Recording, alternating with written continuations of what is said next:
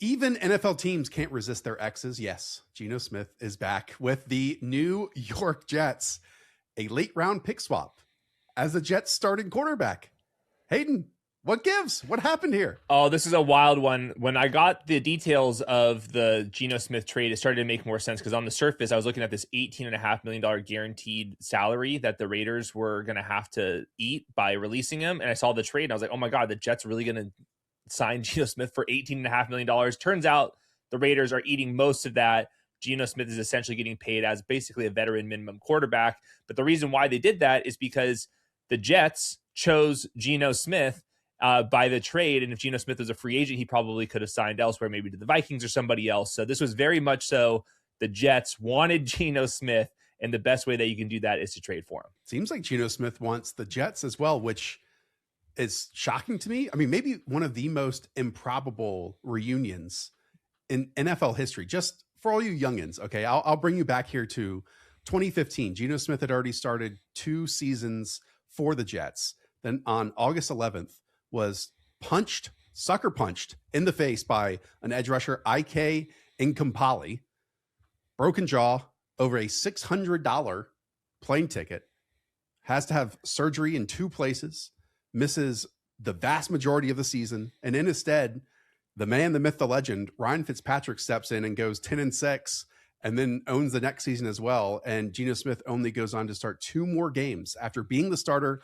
up until that moment in his Jets career. And then we know he had to go to the Giants and then finally was able to flourish with the Seattle Seahawks. It's not like a, butterflies and rainbows reunion here. It's not like Julius Peppers back to the Carolina Panthers. Again, I never would have thought this would be possible a couple weeks ago. And it's why I never thought, since they didn't have a pick, number 1 overall, that Geno Smith was even a possibility here for the Jets to be their starting quarterback in 2026. I figured it was just impossible because of the history there. By the way, I looked into that story, and that player that punched Geno, he had already punched a security guard when he was in college. And then the next training camp, after obviously getting released, he goes and signs with Rex Ryan, and he gets in a fight with the offensive lineman. And so he's released and he's out of there shortly after. So that's 3 punches for that guy. Really a fascinating story. I do get it for the Jets here. Like, him versus, and we'll get to Carson Wentz in a second, Andy Dalton, Kirk Cousins, that tier.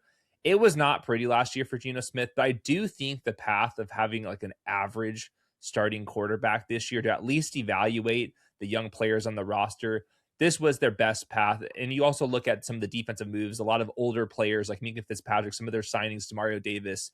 This is a team, and Aaron Glenn in particular, that's trying to win this year, at least enough to save their own jobs. I do think Geno Smith was the best available quarterback to accomplish those goals. I'll take it a step further. I think this is a total no-brainer to do for the Jets. I mean, it's a 6th, 7th round pick swap. You're barely paying him any money. He's already passed his physical. He's in your, headquarters at this very moment.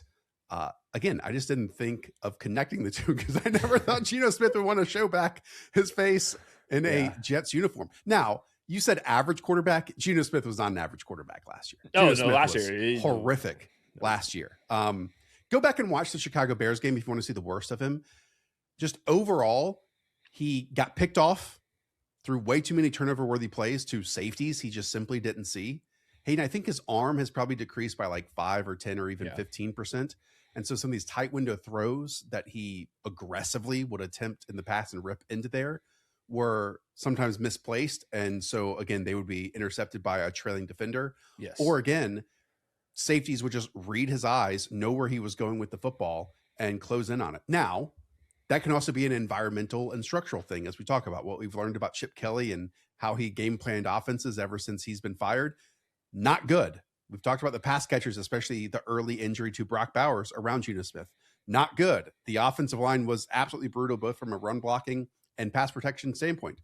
Not good. So there were reasons why Geno Smith declined, but then there were also plenty of occasions where everything did go well around him, and he was the player at fault for the negative outcome. Yeah, I will say that the 3 years or so that he was with the Seahawks, he was an average quarterback during that stint. Like, absolutely. Yeah, he was pushing the ball down the field, and the bad decisions, there were just fewer of them. This last year whether it was the offensive line, Chip Kelly just not giving a crap about anything, or just Geno Smith just like not having a good feel, he started throwing a lot more of those interceptions. And they were the really, really bad ones. Safeties over the middle, linebacker just sitting in zone coverage and ball going right into his lap. So obviously if he does that, he's going to get benched and he'll probably be like Carson Wentz or somebody out there. But just 2 years ago, he was a starting level quarterback out there. So I think this is like a bet against what the Raiders like dysfunction was last year. This Jets offensive line is definitely better than what the Raiders were trying out last season. We definitely have some question marks about the play caller and like overall skill position depth, but you have Garrett Wilson and Breece Hall and stuff. So, and like you said, it was for literally nothing. Like you literally cannot nothing. complain about the contract at all. Yes. The Jets right now have the number 2 pick, the number 16 pick, the number 33 pick, and the number 44 pick. And that doesn't even factor in, their 2027 draft picks, which is probably in that quarterback class where they are going to be targeting their franchise signal caller. But as you said, the outline of this offense at this moment at wide receiver, it's Garrett Wilson. And then your second, probably Adonai Mitchell, unless we see a draft pick there. They just let go of another wide receiver they traded for in John Mechie. So we'll see if they bring in a third wide receiver here. At running back, Breece Hall, franchise tag. They want to work out a long-term extension. At tight end in the second round last year, you drafted Mason Taylor. And then the offensive line, you have 2 young core pieces at tackle in Olu Fashanu and Armand Mimbu.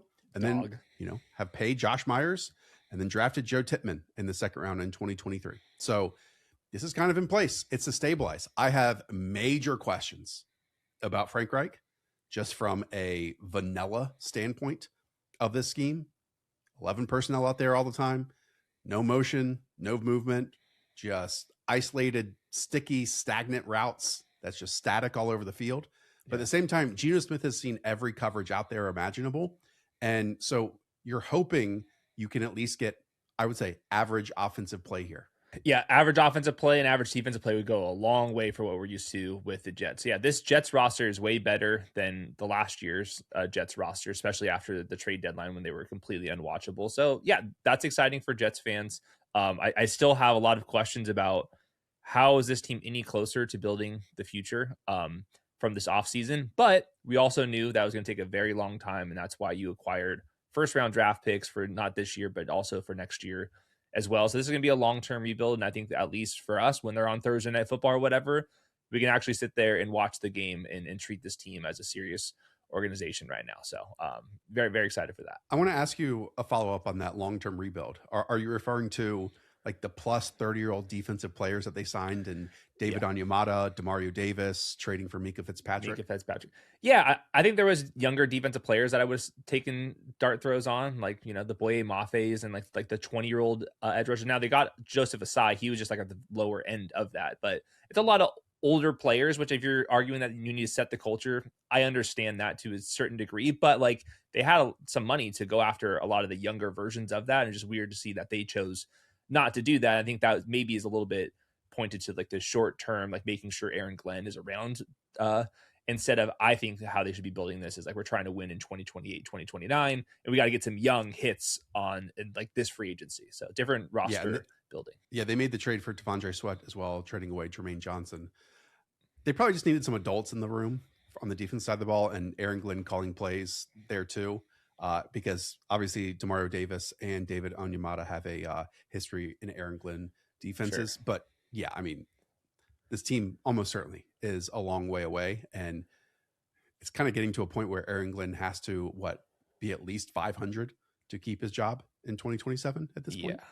Yeah, they got a chance to go 500 if everything kind of clicks their way. I still think they're missing some star. They're still missing some star level players just across the board. Okay, so Garrett Wilson has been obviously fantasy relevant with a multitude of different quarterbacks, albeit struggling quarterbacks.